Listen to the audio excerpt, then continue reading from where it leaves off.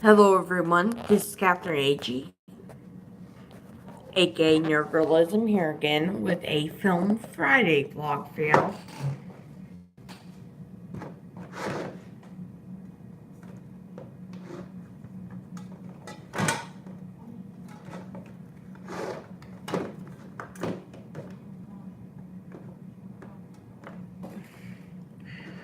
Where's my comb? Hold on one second.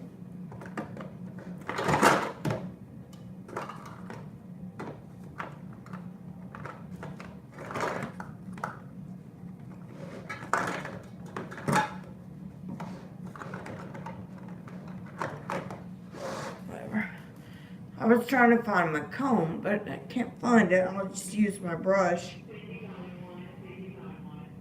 My hair is kind of wet, but I want to make sure that it stays kind of in an upward buzz cut kind of position.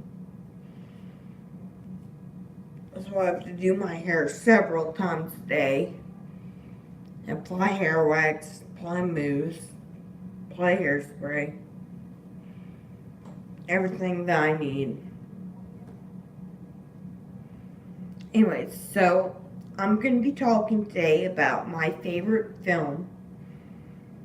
If I'd gone to buy it, it's my favorite film. I've seen it in theaters.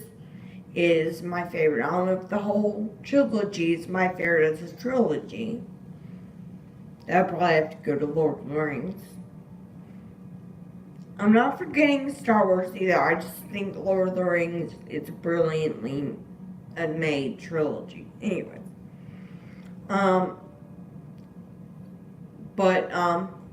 And all the Back to the Future movies are great as well. I'm not saying that. But just the third one seems more like a novelty. And that if they were going to do the whole lesson, they should continue and do, like, different specific eras. Even though they did make it work with, like, the McFly ancestors and everything, and the Tannen ancestors and stuff like that. So, it still worked. It just always seemed a more novelty to me. Like, they could have gone to any era after that. But I guess you could say that about every one of the movies. But in the first one, there was a purpose. Now, I've seen many documentaries.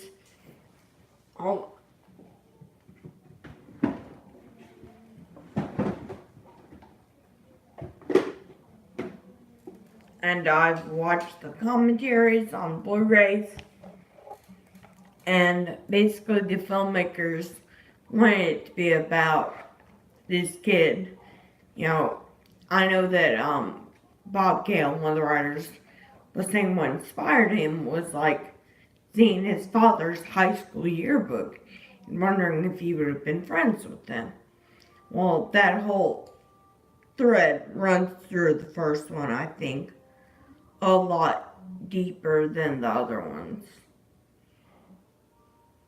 The first one is obviously and most definitely the best one of the series. But actually how I got into Back to the Future was in the summer of 1998. I went on Back to the Future the ride, which is not open anymore, at Universal Studios in Florida for the first time. I'd never seen the movie, and the ride is kind of like, well, it was pretty intense. Like, stomach-wise, at least my family thought so. Like, my dad, gets very sick on rides, so he couldn't even go on it. But, so I went on the ride in summer of 98. Then a little bit later that summer, I had never seen or heard of the movies. Well, the second movie was on TV, and my mom told me, hey, this is the movie the ride you like based off of. So I watched the second one, and then they showed the third one right after that. I just fell in love. And then I went and rented the first one, and oh my gosh, it just changed my life. It was the best movie I've ever seen. At some point, um, my mom or dad bought me the movie because in about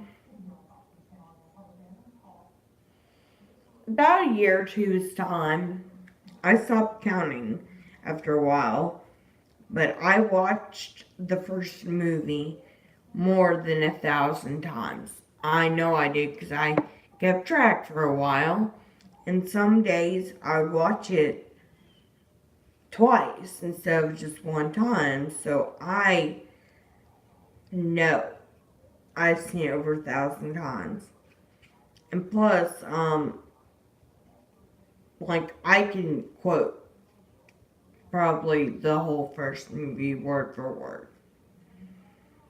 I'm not kidding. I'm that serious. I wanted everything Back to the Future.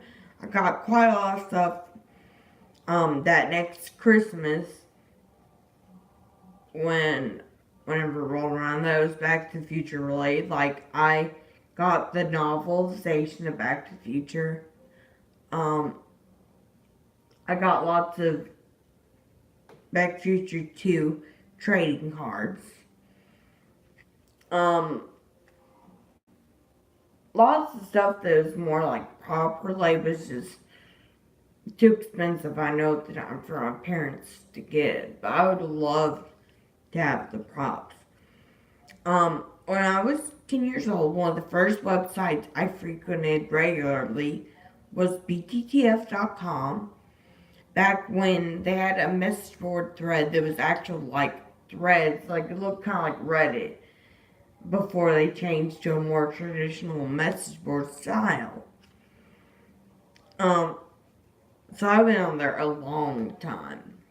And my second screen name, my first was KRAN88, which is pretty stupid because it says my initials and my birth year. But my second one that I used a lot was Marty11 from Back to the Future from Marty, and then 11 was my age. So that was my first real screen name I kept for a while. I kept that one for a long time. Until I was like maybe 16 or 17, I think. Anyway, so anything that even had a remote little reference to Back to the Future, I wanted and loved. Like I was so thrilled whenever I was reading one of the Babysitter's Club books, and Mary Ann, I remember the character of Mary Ann, was talking about Back to the Future in the book, and I was like, oh my gosh, this is amazing. I don't know why. Like, looking back on it, it's crazy that I was like so obsessed. But I was. And now we kind of take it for granted. Like, you can get the whole trilogy on Blu-ray for like $20. Back then, all you had were VHSs, you know? That was it. I remember there always being rumors of a fourth movie, because this was back whenever the movie wasn't even really that old. And the rumor was that Sarah Michelle Gellar, I think, would be in it, and play the main character. I remember one of my Barbies was a skateboard Barbie. That was the theme. She had a pink skateboard. And so what I did was I took the wheels off of it and painted it and made it look like a Barbie hoverboard, like from the second movie. Man, Robert Zemeckis had some stuff on point with the second movie and being like predicting the future.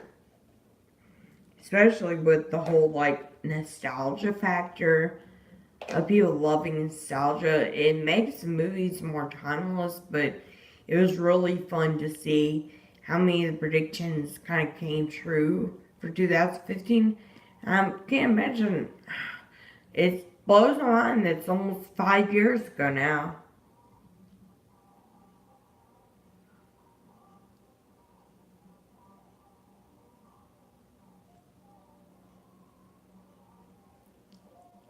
But for one of my birthdays now, I'm having to remember the actual year, 2000.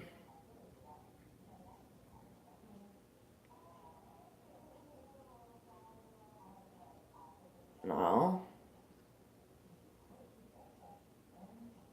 yeah, it's in school, so it'd have to be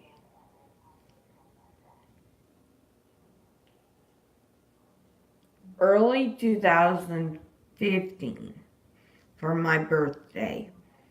Um, I got to see Back to the Future at a midnight screening in Dallas. So that's my bucket list item checked off. But I've seen it a million times anyway, so.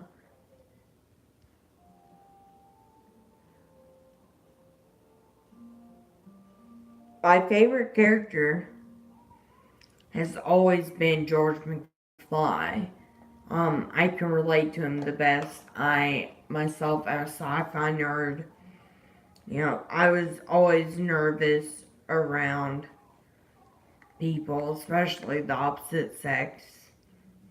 And with bullies, you know, I was always like the weakling. Let people walk on me, I guess. So, seeing his transformation into someone who could stick up for himself really actually helped me a lot in school dealing with people who were mean to me. So I'll always be thankful to the movies for that. But I love Michael J. Fox, so and he is amazing. He's an amazing person. I just love everything about him. He's cute, he's adorable and wonderful. But Crispin Glover as George still was more attractive, I thought.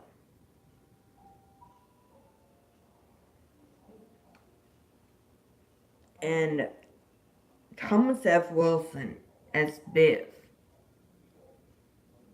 Oh my gosh, like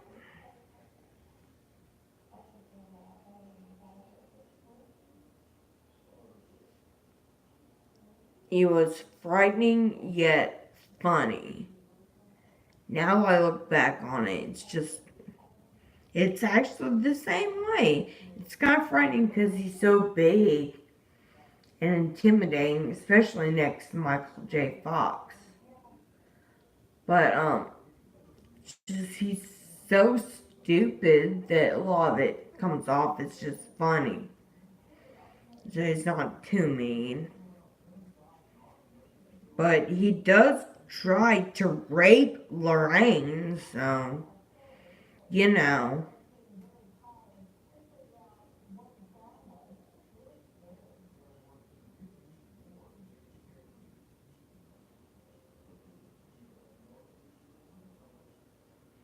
You can see why lots of the studios passed on funding it. The incest and rape and all that stuff.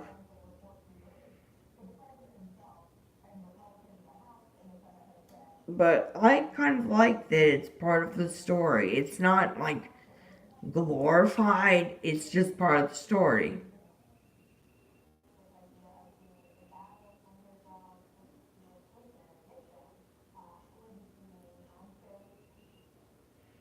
Maybe it is glorified by the fact that it's parts are, but I don't know. It does not bother me.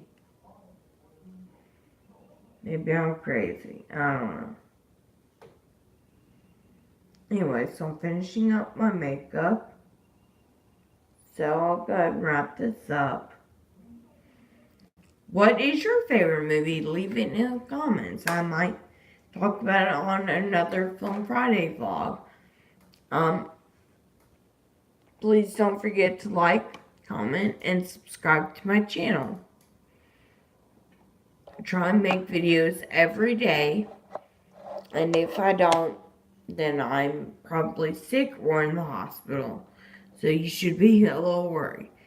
Anyways, thank you for watching this video. I'm starting to get but hiccups now. Thank y'all for watching this video, and I'll see y'all later.